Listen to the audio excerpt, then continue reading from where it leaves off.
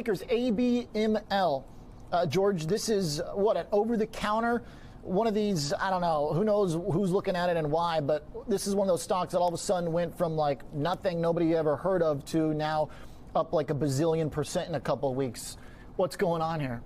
Yeah, so this stock, OJ, I'm bringing it up today as more of a view of an industry group that might be forming from an opportunistic standpoint going forward. Now, it's American Battery Metals Corporation. Now, one of the things that's been driving the EV market is, of course, lithium-ion batteries.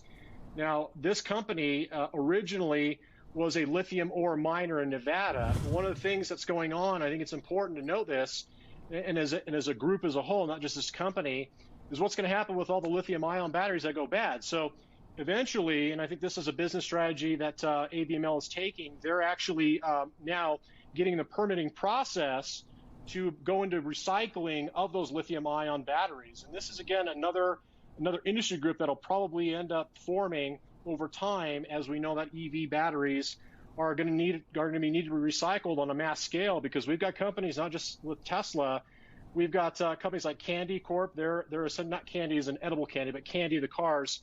That's a Chinese company. They sell EV cars in the United States. GM and Ford, we know, are launching a whole slew of EV products coming forward. So a lot of these batteries are going to go through the recycling process, and that's where ABML may, again, play a large role. So they applied for the permitting process to become a recycler, but there is another catalyst behind it.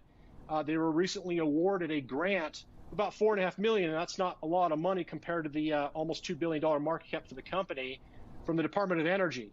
And so there is some interest from government subsidies for recycling purposes, and I think this, again, is another business, but not just this business specifically, but an industry group that is part of this entire secular trend that we're seeing in EV. So I do stress that this is an over-the-counter stock. There isn't a lot of volume. You're going to see gaps in prices, very volatile. But I think overall, the reason we brought this up today is that it's an interesting story.